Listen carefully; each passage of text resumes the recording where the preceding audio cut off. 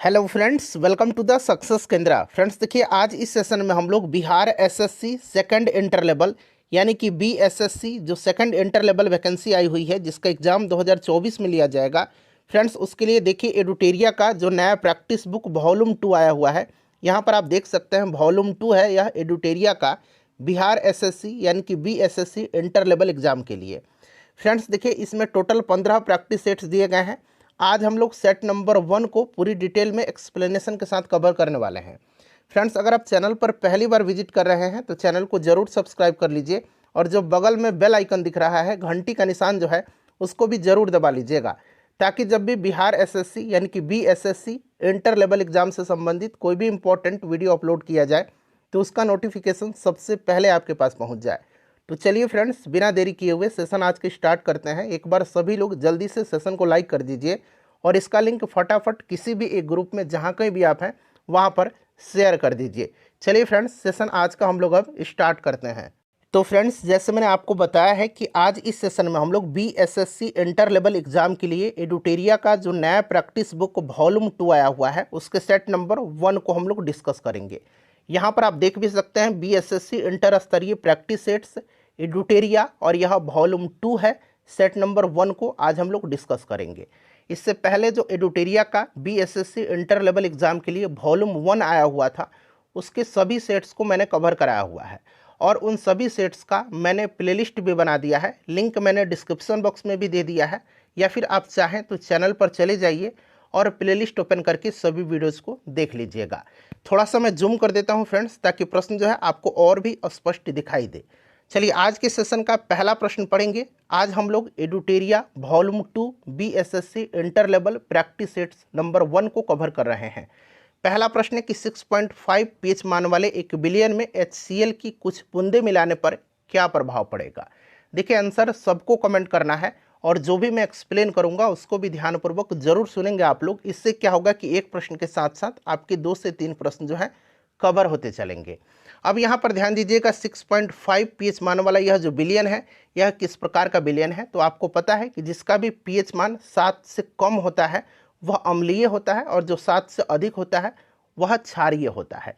तो ये ऑलरेडी अम्लीय प्रवृत्ति का यह बिलियन है, और इसमें जब HCl की कुछ बूंदे आप मिलाएंगे तो इस पर क्या प्रभाव पड़ेगा। तो देखिए, इस बिलियन का जो है पीएच मान सबसे पहले तो घट जाएगा, और यह विलयन कैसा हो जाएगा, और भी ज़्यादा अम्लीय हो जाएगा। ये ऑलरेडी अम्लीय है लेकिन और भी ज़्यादा अम्लीय हो जाएगा। तो यहाँ पर आप देख सकते हैं option number A right answer हो जाएगा। विलयन अधिक अम्लीय हो जाएगा और पीएच मान इसका घट जाएगा। ठीक है ना।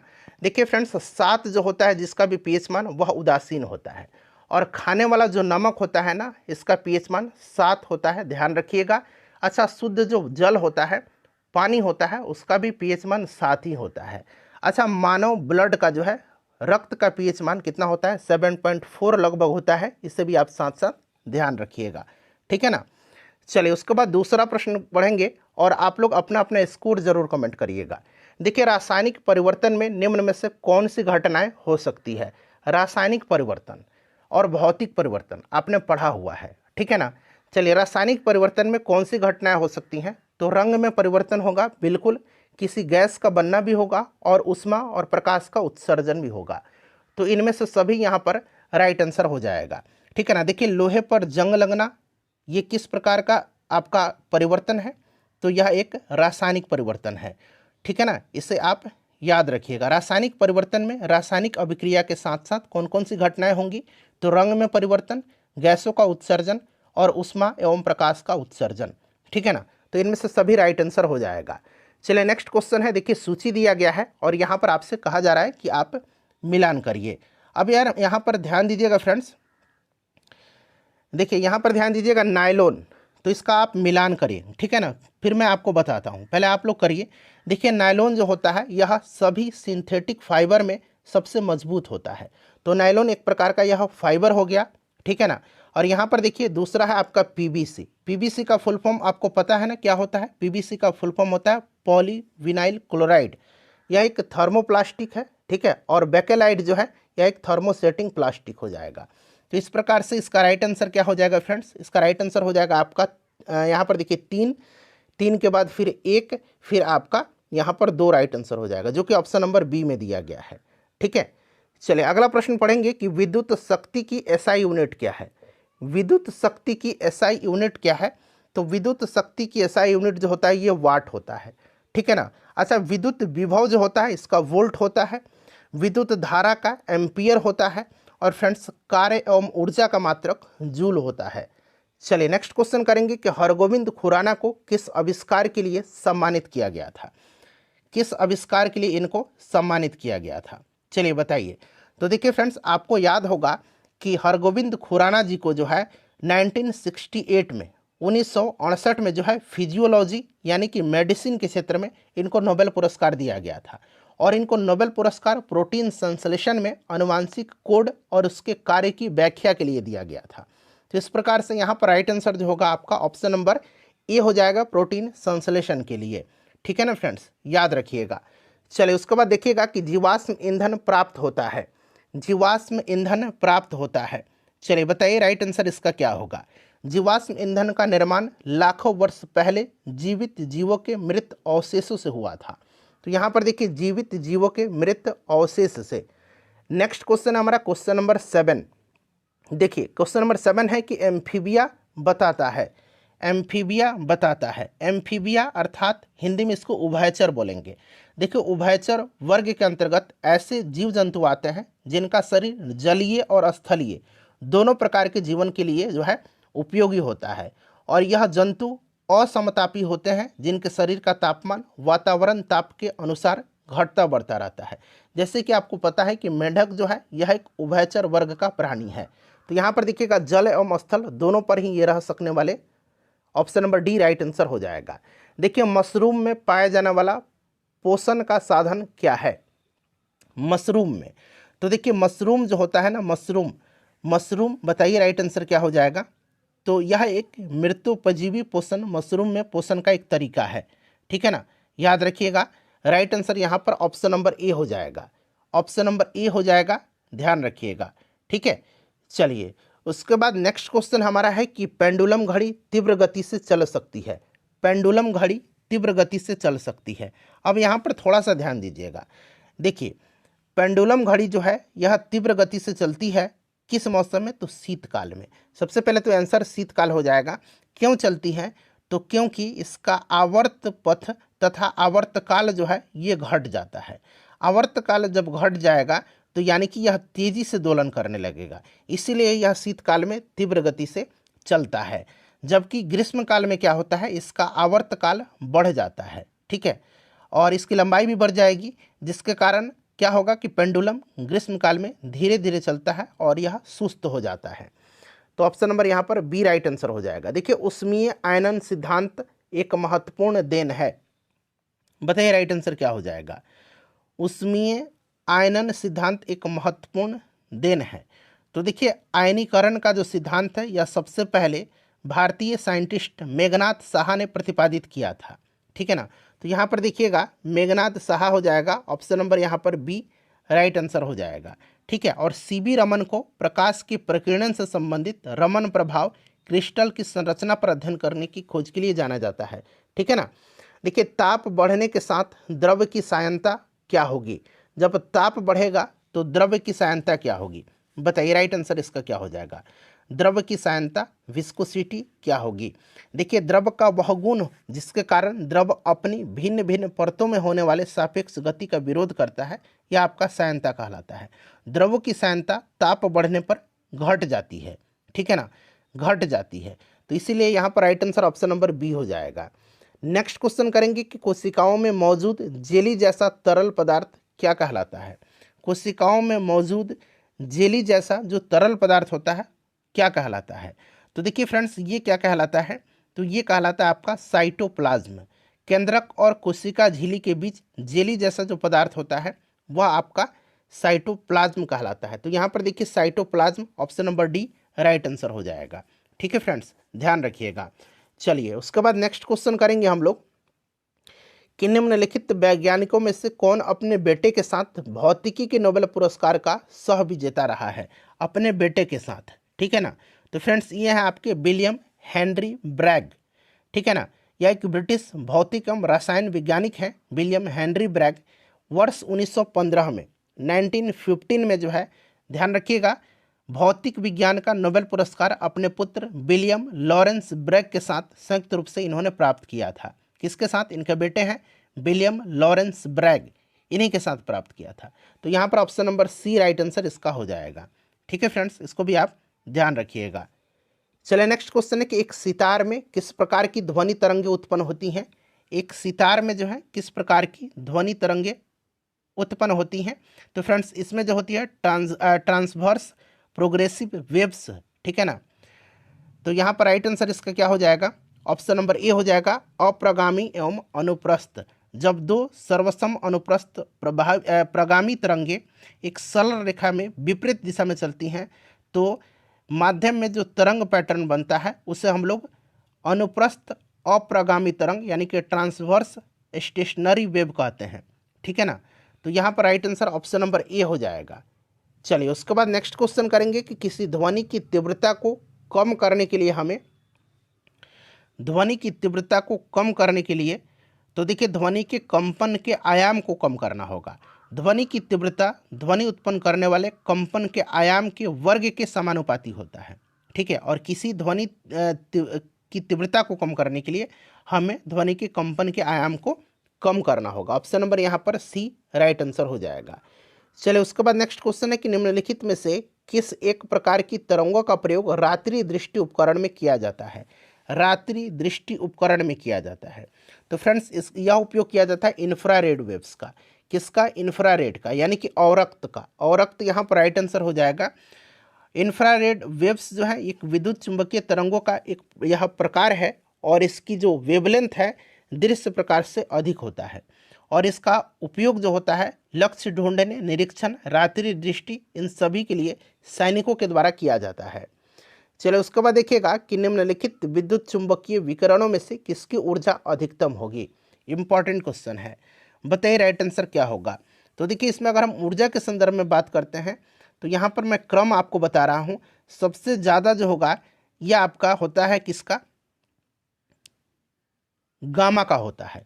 तो देखिए ऑप्शन में गामा नहीं दिया गया। फिर गामा से कम एक्सरे का होगा, फिर एक्सरे से परावैगनी का होगा, फिर दृश्य का, फिर औरक्त का, फिर माइक्रोवेव का और फिर सबसे कम रेडियो तरंग का होगा। तो इसमें से अगर गामा रहता तो गामा पर राइट आंसर लगाते, लेकिन यहाँ पर एक्सरे दिया गया है ना, तो एक्सरे यहाँ पर राइट आंसर हो जाएगा। ठीक है ना। चलिए एक्स किरण। नेक्स्ट क्वेश्चन है कि ओजोन अणुओं के कोणीय आकृति में सिग्मा और पाई आबंध कितने होते हैं।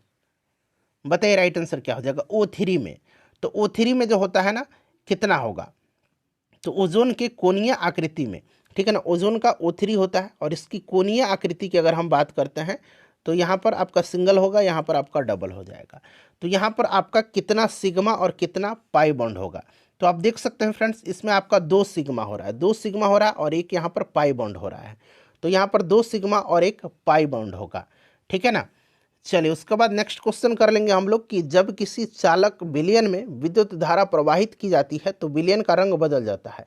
यह क्या इंगित करता है, बताइए।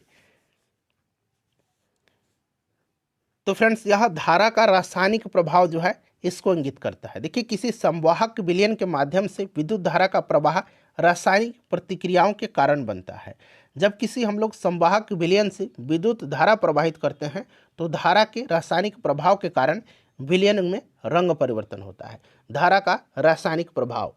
चलिए उसके बाद नेक्स्ट क्वेश्चन है कि श्वसन प्रणाली के किस भाग में गैसीय विनिमय होता है। बताइए राइट आंसर क्या हो जाएगा। तो यहाँ पर देखिएगा फ्रेंड्स यह आपका राइट आंसर क्या हो जाएगा, करेक्ट आंसर इसका बताइए। तो देखिए यहाँ पर जो करेक्ट आंसर हो जाएगा वो आपका एलियोवेली हो जाएगा। अब देखिए एलियोवेली क्या है, तो जहाँ फेफड़े एवं रक्त श्वसन प्रणाली जो है ऑक्सीजन और कार्बन डाइऑक्साइड का आदान प्रदान करते हैं यहीं पर। ठीक है ना। वायु से सांस ली जाने वाली ऑक्सीजन एलियोवेली से होकर के रक्त में जाती है और यहाँ से पूरे शरीर के ऊतकों तक पहुँचती है। ऑप्शन नंबर यहाँ पर ए राइट आंसर हो जाएगा। देखिए निम्नलिखित में से कौन सा अंग एक एयर कंडीशनर के रूप में कार्य करता है। एयर कंडीशनर के रूप में, तो फ्रेंड्स देखिए यह एयर कंडीशनर के रूप में जो है कार्य करता है नासिका। तो यहाँ पर देखिए नासिका राइट आंसर हो जाएगा। एक स्वस्थ मनुष्य जो है समान रूप से अपनी नाक के माध्यम से सांस लेते हैं और जहाँ तक कि हमारे शरीर की बनावट मुख द्वारा श्वसन का प्रतिरोध करती है। ठीक है ना, मुंह से नहीं, आपका नाक से। और नासिका श्वसन की एक प्रमुख कार्यात्मक भूमिका यह इसमें काम करता है यह, और यह फेफड़ों के आंतरिक वातावरण को बनाए रखने में वायु में उपस्थित जो अशुद्धियाँ हैं एवं बाहरी कण है उसको आपको बचाता है। ठीक है ना, तो यहाँ पर option number C right answer हो जाएगा। चलो उसके बाद देखिएगा कि मरुस्थलीय पौधे की कुछ विशेषताएं यहाँ पर दी गई हैं, और उपरोक्त विशेषताओं में से कौन सा संयोजन रेगिस्तानी पौधे की विशेषता है। रेगिस्तानी पौधे की विशेषता है, तो यहाँ पर देखिएगा वे वाष्प उत्सर्जन के माध्यम से बहुत कम पानी खोते हैं। ठीक है ना, क्योंकि पानी की कमी होती है वहाँ पर, इसीलिए ये वाष्प उत्सर्जन के माध्यम से बहुत कम पानी खोते हैं। और उसके बाद देखिएगा अगला आपका हो जाएगा कि इनकी जड़ें मिट्टी में बहुत गहराई तक बढ़ती हैं, तभी जाकर के इनको पानी मिलता है। तो यहाँ पर देखिए तीसरा और चौथा यहाँ पर राइट आंसर हो जाएगा, तो तीसरा और चौथा यहाँ पर करेक्ट आंसर हो जाएगा। ठीक है ना, चलो उसके बाद देखिएगा अगला प्रश्न है हमारा, नेक्स्ट क्वेश्चन है कि निम्न मिश्र धातु में से किसमें तांबा की मात्रा अधिकतम होती है। तांबा की मात्रा किसमें अधिकतम होगी, तो इसमें देखिए पीतल में आपका जो होता है, पीतल में आप देख सकते हैं पीतल में लगभग 68 से 71% तक तांबा होता है, और शेष जस्ता होता है, क्योंकि पीतल में तांबा और जस्ता होता है। कांसा में देखिए 88% तांबा होता है, कांसा जो होता है ना, ये कांसा आपका 88% इसमें तांबा होता है। ठीक है ना, और जबकि इसमें 12% तक टीन होता है। तो ये मिश्र धातु आपको पता चल गया तांबा और टीन का। जर्मन सिल्वर में देखिए, जर्मन सिल्वर में सिल्वर नहीं होता, इस चीज़ को आप ध्यान रखिएगा। जर्मन सिल्वर में तांबे की उपस्थिति लगभग 50% होती है, और गन मेटल में 85% तांबा, 10% टीन और 5% जिंक होता है। ठीक है, तो यहाँ पर कांसा में ज़्यादा होगा 88% तक। चलो उसके बाद नेक्स्ट क्वेश्चन है, थोड़ा बहुत वैरी करेगा, चिंता मत करिएगा। आधुनिक आनुवांशिकी के जनक की उपाधि किसे दिया जाता है, तो आधुनिक आनुवांशिकी का जनक कहा जाता है ग्रेगर जॉन मेंडल को। ठीक है ना, मेंडल को कहा जाता है, और मेंडल को आपको पता भी है कि इनको आनुवांशिकी का जनक कहा जाता है। चलिए, तो यहाँ पर आपका मेंडल राइट आंसर हो जाएगा। ठीक है, चलिए उसके बाद नेक्स्ट क्वेश्चन कर लेंगे। उत्परिवर्तन का सिद्धांत जो है किसने दिया था, ह्यूगो डिब्रीज ने दिया था। चलिए उसके बाद अगला प्रश्न है हमारा कि पुष्प के केंद्र के भाग को क्या कहते हैं। पुष्प का जो केंद्र का भाग है उसको हम लोग क्या बोलते हैं, पुष्प के केंद्र के भाग को हम लोग बोलते हैं स्त्री केसर। क्या बोलते हैं फ्रेंड्स, इसको हम लोग बोलते हैं स्त्री केसर, स्त्री केसर बोलते हैं। ठीक है, स्त्री केसर यहाँ पर राइट आंसर हो जाएगा। ठीक है, स्त्री केसर फूल का बीजांड उत्पादन भाग है, और यह स्त्री केसर आपका मादा भाग भी होता है, आपको पता भी है। चलिए उसके बाद नेक्स्ट क्वेश्चन है हमारा कि माउंट एवरेस्ट के पास 21,500 फीट की स्काई डाइविंग करने वाली पहली महिला कौन बनी है। बड़ा ही इंपॉर्टेंट क्वेश्चन है। तो इनका नाम है शीतल महाजन। इनका नाम क्या है, शीतल महाजन है। ठीक है, याद रखिएगा शीतल महाजन करेक्ट आंसर हो जाएगा, शीतल महाजन करेक्ट आंसर हो जाएगा। ठीक है, चलो उसके बाद देखिए भारत का सर्वोच्च नागरिक पुरस्कार भारत रत्न से वर्ष 2024 में कितने व्यक्तियों को सम्मानित किया जाएगा। तो सबसे पहले तो इनका नाम याद करिएगा। देखिए बिहार के जो पूर्व मुख्यमंत्री हैं आपका कर्पूरी ठाकुर जी। ठीक है, उसके बाद देखिए लाल कृष्ण आडवाणी जी, चौधरी चरण सिंह जी, पीवी नरसिम्हा राव, और हरित क्रांति के जनक और कृषि वैज्ञानिक MS स्वामीनाथन को। तो इस प्रकार से 5 यहाँ पर राइट आंसर हो जाएगा। ठीक है, चलिए, और अब तक जो है मार्च 2024 तक की बात करें तो भारत रत्न से सम्मानित व्यक्तियों की अगर संख्या पूछी जाए तो 53 हो जाएगा।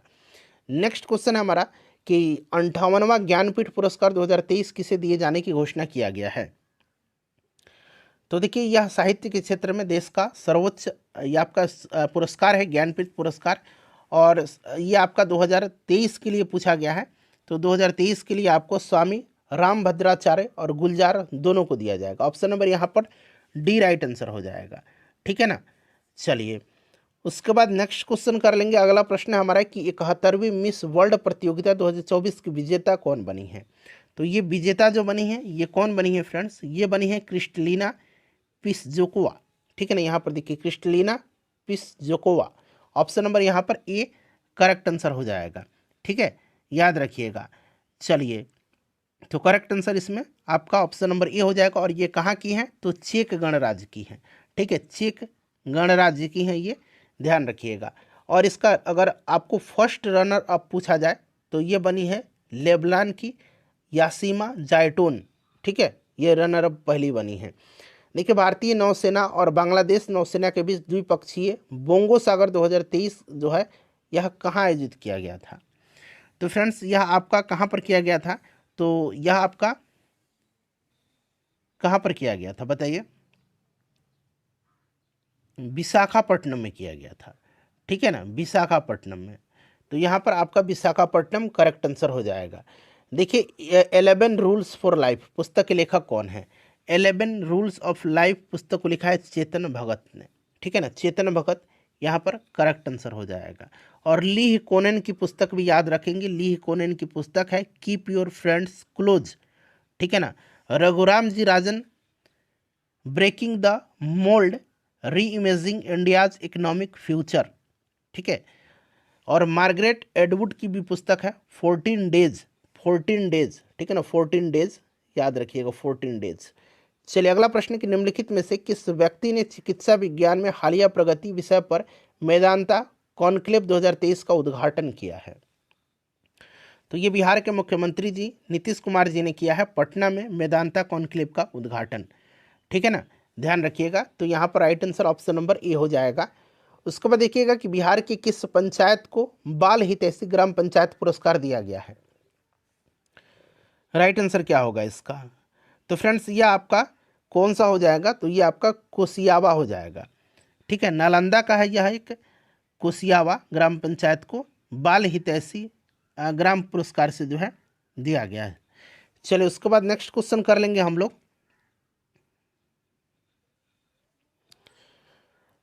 कि 2022-23 में निम्नलिखित में से किस राज्य में प्रधानमंत्री जन धन योजना के तहत लाभार्थियों की अधिकतम संख्या रही है? तो ये रही है अपना बिहार में, ठीक है ना, बिहार में रही हैं। बिहार में सबसे अधिक जो है लाभार्थियों की संख्या रही है, उसके बाद उत्तर प्रदेश, फिर तमिलनाडु में। तो इस प्रकार से अपना राज्य बिहार हो जाएगा, option number A right answer हो जाएगा।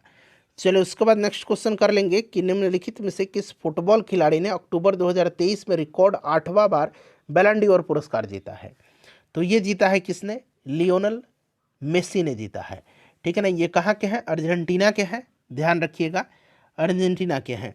और इन्होंने यह ट्रॉफी जो है अर्जेंटीना के स्टार दिवंगत फुटबॉलर जो है डियागो माराडोना उनको समर्पित किया, ठीक है। तो याद रखिएगा लियोनल मेसी हैं। चलिए उसके बाद देखिएगा कि भारतीय स्टेट बैंक ने हाल ही में किसे अपना ब्रांड एम्बेसडर नियुक्त किया है? तो अभी आप आईपीएल देख भी रहे होंगे और उसमें आपने देखा होगा कि एमएस धोनी जो है एसबीआई का यहाँ पर प्रचार करते हैं, तो एमएस धोनी है, एमएस धोनी राइट आंसर हो जाएगा।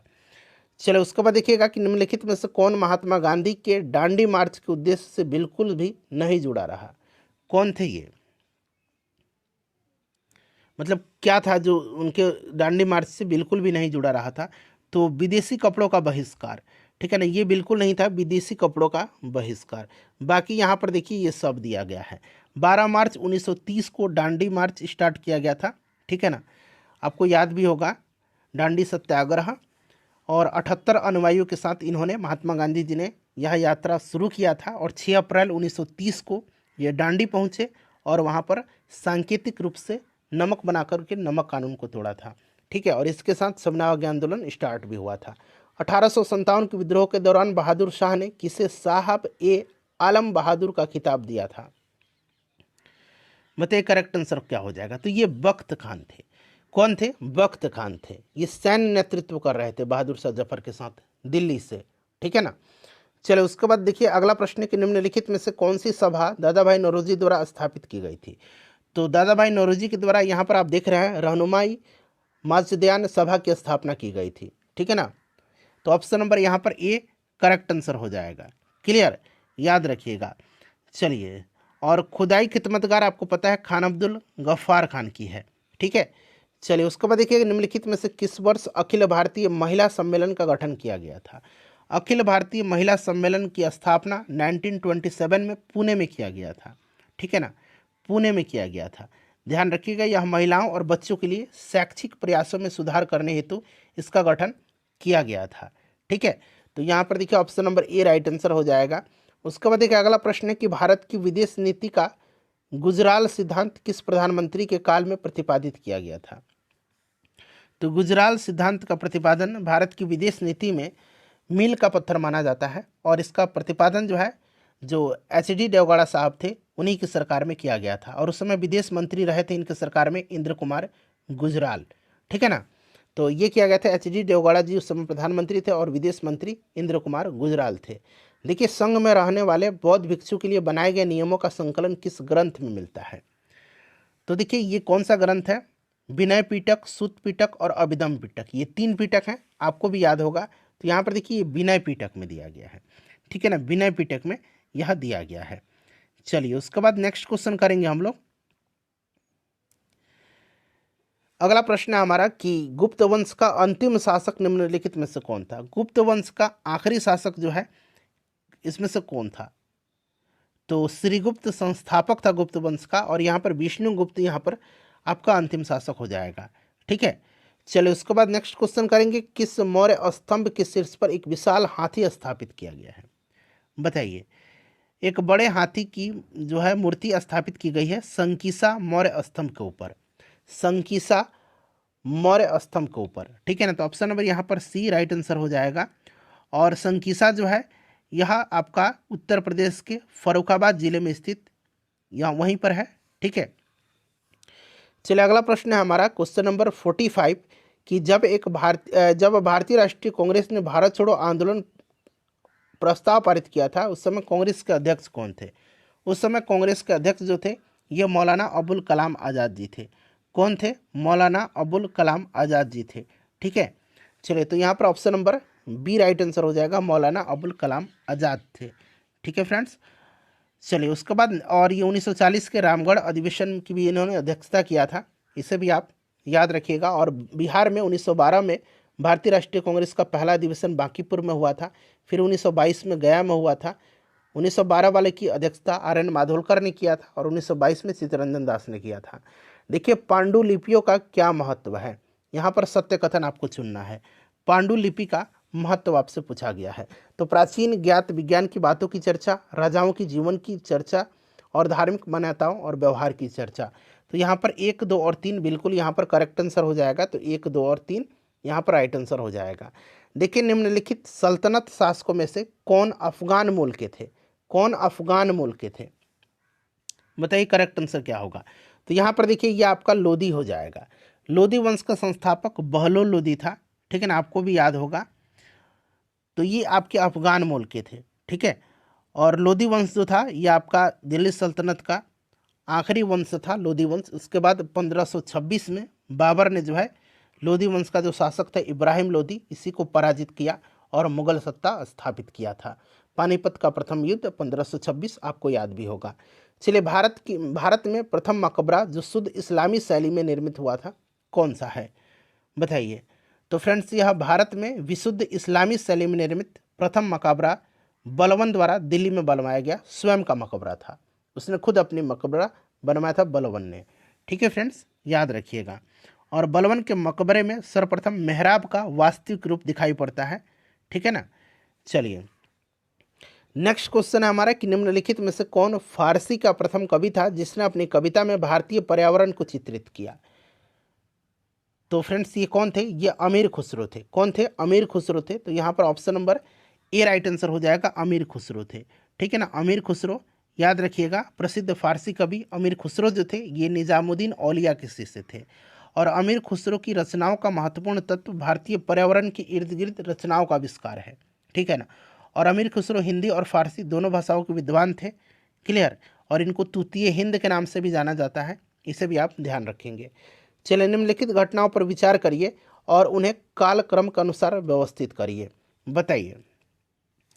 तो यहाँ पर देखिएगा आप, तो सबसे पहले देखिए तराइन का युद्ध कब हुआ था? तो तराइन का युद्ध जो हुआ था ये आपका 1100, तराइन का दूसरा युद्ध है। तो पहला 1191 और दूसरा 1192 में। उसके बाद देखिए जलालुद्दीन खिलजी की हत्या पूछा गया है। जलालुद्दीन खिलजी की हत्या ये आपकी 1296 में हुई थी, ठीक है। अफगानपुर षड्यंत्र जो है, अफगानपुर षड्यंत्र, बताइए। तो अफगानपुर षड्यंत्र द्वारा उलुंग खान यानी कि मोहम्मद बिन तुगलक को सुल्तान गयासुद्दीन की हत्या का दोषी माना जाता है। तो यह 1325 हो जाएगा। और मोहम्मद बिन तुगलक द्वारा राजधानी स्थानांतरित कब किया गया था? तो फ्रेंड्स यह राजधानी स्थानांतरित किया गया था आपका दौलताबाद। ये बहुत बाद की घटना है, ठीक है। तो क्रम आपका बिल्कुल यहाँ पर 4, 3 और 2, 1 बिल्कुल ये क्रम से हो जाएगा। तो ऑप्शन नंबर यहाँ पर ए राइट आंसर हो जाएगा, ठीक है। चलिए उसके बाद नेक्स्ट क्वेश्चन कर लेंगे हम लोग। और राजधानी दौलताबाद इसने स्थानांतरित किया था। पंचायत समिति के प्रधान या प्रमुख का चुनाव कौन करता है, बताइए। पंचायत समिति के प्रधान का, तो पंचायत समिति का प्रधान का चुनाव पंचायत समिति के सदस्यों के द्वारा होता है, ठीक है ना। जो प्रमुख होता है समिति के जो सदस्य होते हैं उन्हीं के द्वारा। तो यहाँ पर देखिए पंचायत समिति के सदस्यों के द्वारा। चलिए उसके बाद देखिएगा कि राज्य के नीति निर्देशक सिद्धांतों को भारतीय संविधान में शामिल किए जाने का उद्देश्य क्या है।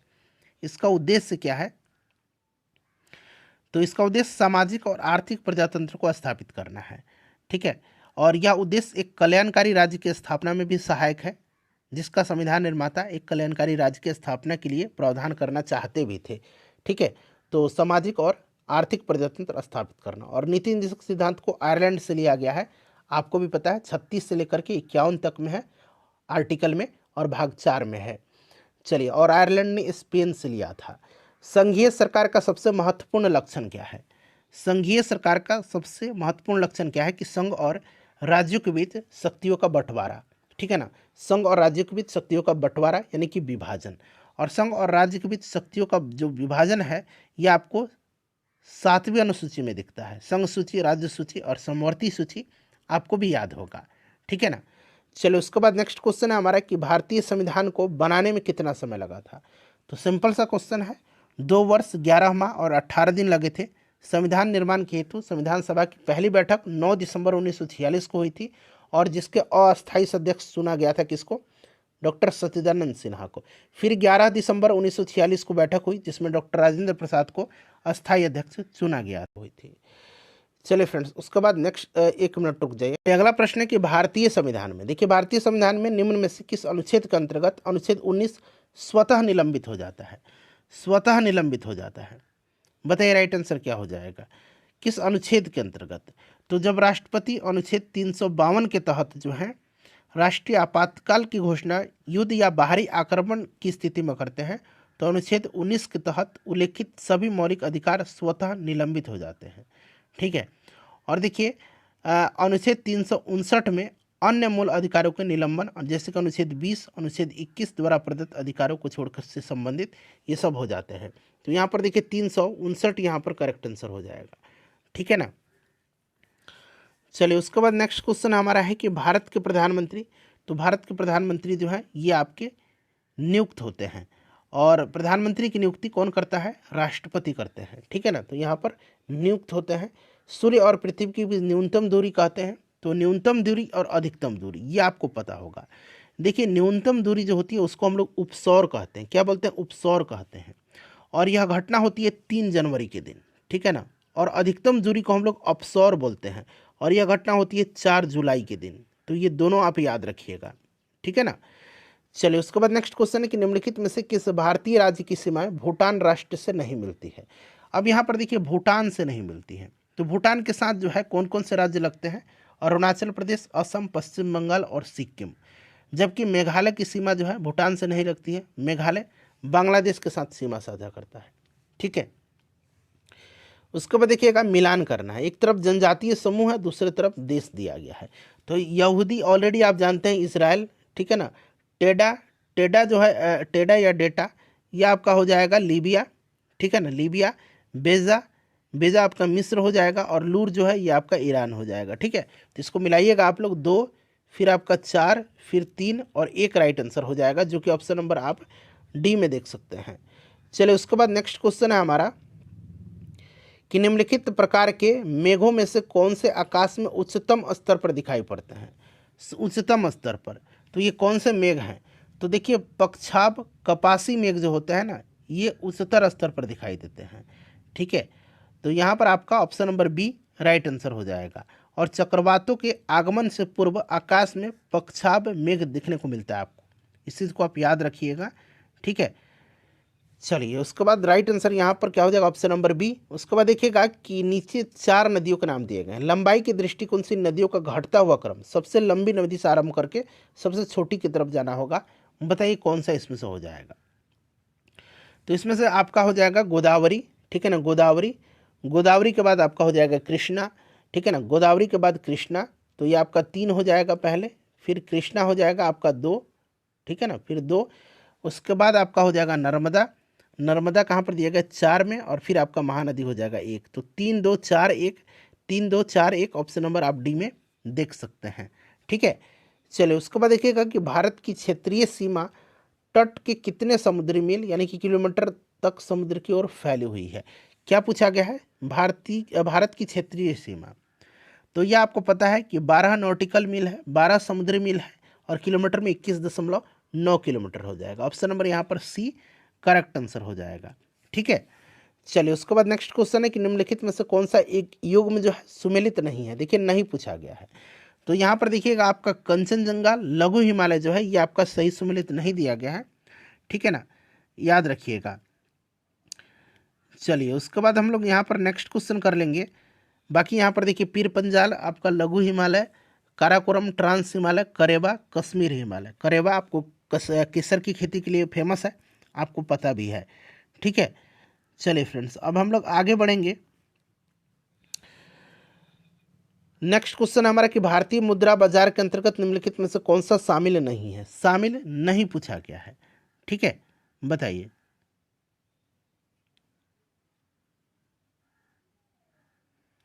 तो इसमें आपका भारतीय औद्योगिक विकास बैंक जो है आईडीबीआई, यह आपका शामिल नहीं है, भारतीय औद्योगिक विकास बैंक, ठीक है, याद रखिएगा। इसका हस्तांतरण वाणिज्यिक बैंक कंपनी के रूप में किया गया है, ठीक है, मुद्रा बाजार के रूप में नहीं।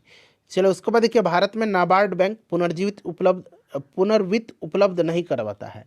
तो नाबार्ड जो है ना आपको पता होगा, नाबार्ड यह निर्यात आयात बैंक को नहीं करता है, ठीक है ना, निर्यात आयात बैंक को सभी बाकी सबको करता है, क्लियर ना। 1982 में इसका स्थापना किया गया था, 1982 में, याद रखिएगा, बड़ा इंपॉर्टेंट है, ठीक है।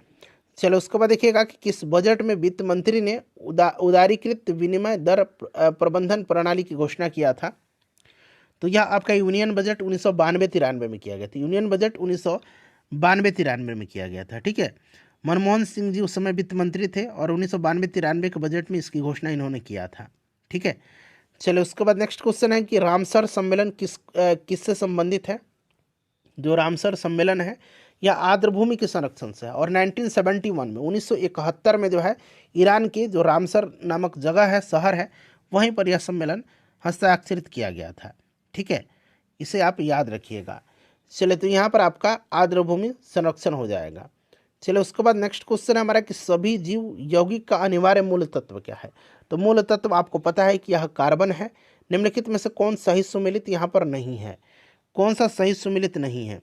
तो यहाँ पर देखिएगा आपका एस्पिरिन जो है यह निश्चेतक गलत दिया गया। एस्पिरिन जो है यह एक दर्द निवारक दवा होती है, ठीक है ना। बाकी देखिए क्विनोन मलेरिया रोधी है, आपका क्रिस्टल वायलेट प्रतिरोधी हो जाएगा, और क्लोरोमाइसिटिन जो है ये टाइफाइड नाशी है। तो ऑप्शन यहाँ पर डी राइट आंसर होगा।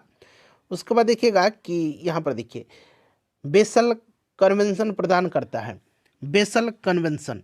तो देखिए विभिन्न देशों के बीच खतरनाक कचरे के पारगमन आंदोलन को नियंत्रित करने के लिए यह एक अंतर्राष्ट्रीय दिशा निर्देश है, बेसल कन्वेंशन, जो 1989 में हुआ था, ठीक है ना, 1989 में। तो यहाँ पर देखिए ऑप्शन नंबर यहाँ पर बी राइट आंसर हो जाएगा, याद रखिएगा।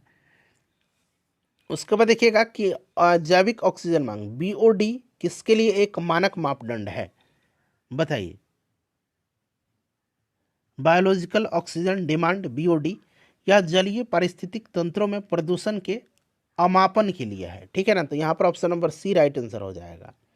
उसके बाद देखिए वियतनाम की राजधानी कहाँ पर है। वियतनाम की राजधानी हनोई है।